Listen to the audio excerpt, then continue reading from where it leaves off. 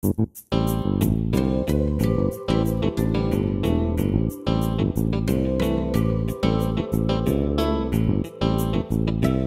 morning, Hoosiers, and welcome to Times News 24/7, brought to you by the Noblesville Times Online in living color from the Times studio.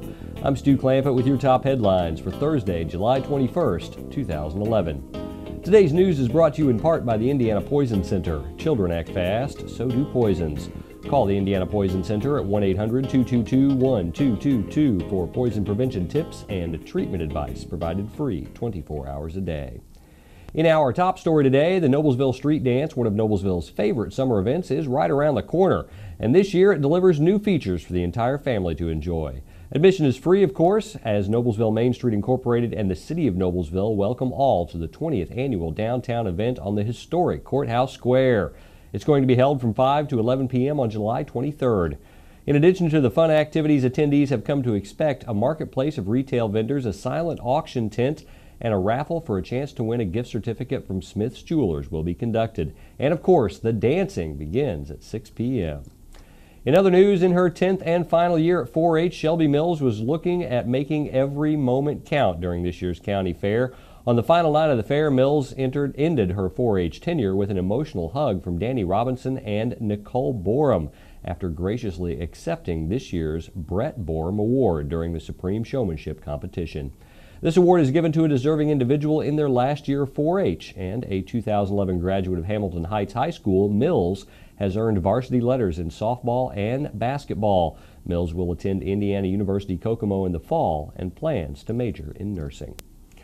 The Hamilton County Historical Society is looking for your favorite home-cooked family recipes for a cookbook, Home Cookin', in Hamilton County, Indiana. The collection will be a way to showcase the county's history and its people through an inclusion of favorite recipes, family histories, and photos.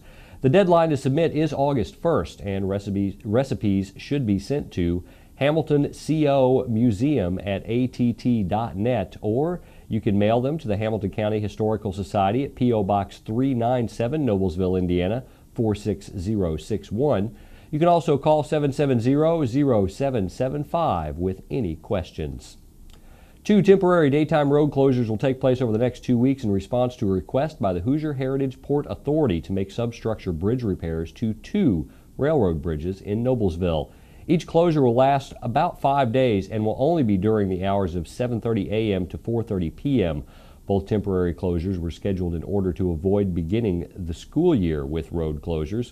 The 2 closures are Indiana 19's Railroad Bridge and the Allisonville Road Railroad Bridge. If you'd like more details, see today's edition of the Noblesville Times. Prevail Incorporated, a Hamilton County-based nonprofit organization advocating for victims of crime and abuse, presents the Hamilton County Victim Impact Panel. This is being presented in cooperation with the Hamilton County Probation Department at 7 p.m. Wednesday at the Hamilton County 4-H Grounds and Exhibition Center, located, as you know, at 2003 Pleasant Street in Noblesville. Attendance is mandatory for individuals who have been arrested in the county for an alcohol or drug-related traffic offense. The forum is open to the public and is free of charge, and teens are encouraged to attend. Those planning to attend should arrive at the 4-H grounds by 6:45 p.m. And in other news, an open house to celebrate the 95th birthday of Helen Lord will be held from 1 to 4 p.m. Sunday at the Bethel Lutheran Church at 20650 Cumberland Road in Noblesville. The reception is being hosted by her daughters Barbara Emery and Peggy Fulton. Helen is the grandmother of 5 and the great-grandmother of 10, and her family requests cards only. Happy birthday. Memories and fond reflections of longtime pillar of the community, Dale Snelling, who passed away Monday, continue to come in as friends, co-workers, and students recall the impact that he had on their lives. We have gathered just a few and published them in today's Times. Sports and local weather with Indiana's weatherman Paul Poteet are both up next, so stay with us.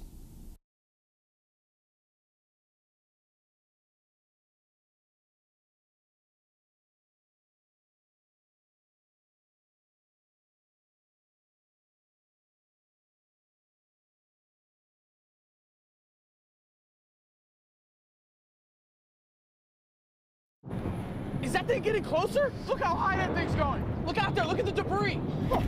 Give me the camera. No, just drive, I've got it. Zoom in, zoom in. I can't believe this is happening. Oh, the size of that thing. It's everywhere. Are you getting this? Yeah, I got it. What was that? It's the National Guard. How'd they get here so fast? I don't know. Pull over. Pull over. Do you have what it takes to head into the heart of the storm? Check out NationalGuard.com.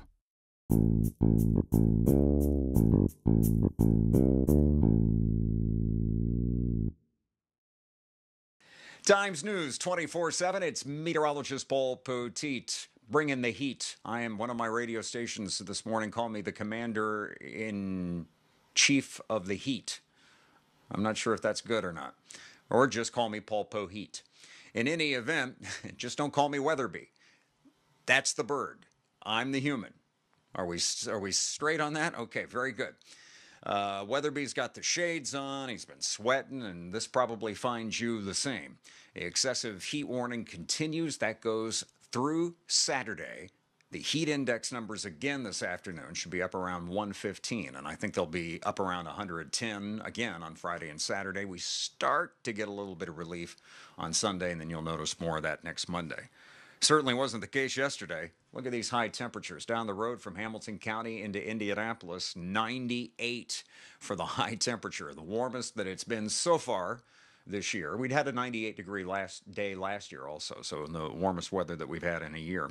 98 there, Lafayette also hitting 98, 97 in South Bend and Fort Wayne, 96 in Muncie, and also 95 in Terre Haute. Now, we also saw a few thunderstorms, unfortunately not in Hamilton County, but some places got the rain they'd been looking for, and then some probably. Unfortunately, they got it all at once. This radar estimate shows up to 2 inches of rain falling in parts of east central Indiana, just along and south of I-70, especially Greenfield area, and then down around Fairland. Some pretty big rain totals as estimated by radar.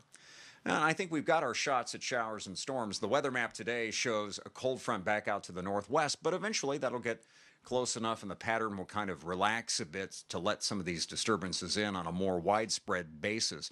The rain chance is 40% on Friday, 30% Saturday, and 40% on Sunday. Let me show you the symbols themselves here in our 7-day forecast now via paulpoteet.com. High in Hamilton County today up to 98 sweltering degrees. 77 will be the low tonight, then a couple of days around 94.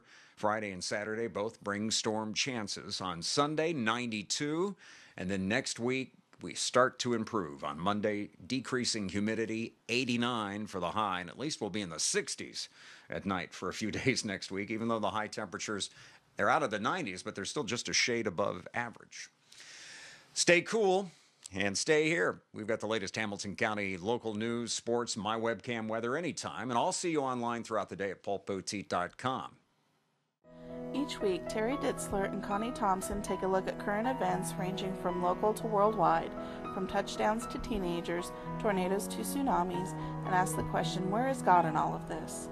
Connie is the pastor and Terry is the intern pastor of New Joy Lutheran Church, located at 316 West 156th Street in Westfield.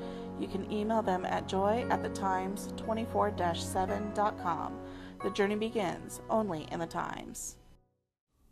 Carmel's Kelsey Jones was one of the heroines of the game at the 2011 Under Armour All-American Game, which took place Tuesday at the ESPN Wide World of Sports in Orlando, Florida. Jones played on Team Swagger, which was down 3-2 in the bottom of the 7th inning to Team Hype, but Jones brought her team back when she hit an RBI single to tie the game and send it into extra innings. In the bottom of the 9th, with Team Swagger again down by a run, Jones made the winning score. You can watch Jones and the other All-American players this weekend as ESPNU will air the game at 7 p.m. on Saturday. In other sports news, Noblesville Gold, representing Noblesville Babe Ruth in the 16-18 Central Indiana State Babe Ruth Tournament, made it back-to-back state championships with a 3-0 win over Shenandoah on Monday night in Muncie. With its win, Noblesville Gold advances to the Ohio Valley Regional Tournament in Lexington, Kentucky, which runs from July 21st through July 27th. The winner will advance to the 16-18 Babe Ruth World Series in Ephrata, Washington, beginning on August 6th. The best swimmers in Indiana will be in competition at the Indiana Senior State Championship swim meet today. The 4-day meet will be held at the IUPUI Natatorium today through Sunday. Approximately 700 swimmers from all over Indiana, including NCAA college swimmers, will be in attendance. The Noblesville Swim Club is hosting the meet. Today's news has been brought to you in part by the National Guard. In the National Guard, you serve your country as a soldier and you serve the people of your community. In the aftermath of a natural disaster, you bring food, supplies, medical aid, and most importantly, you bring hope. This is the moment to change your life and perhaps someone else's. Visit nationalguard.com or call 1-800-GO-GUARD. That's your local news for Thursday. For more information on these and other stories, visit our homepage or pick up a print copy of the Noblesville Times. 4 Times News 24/7. I'm Stu Clampett.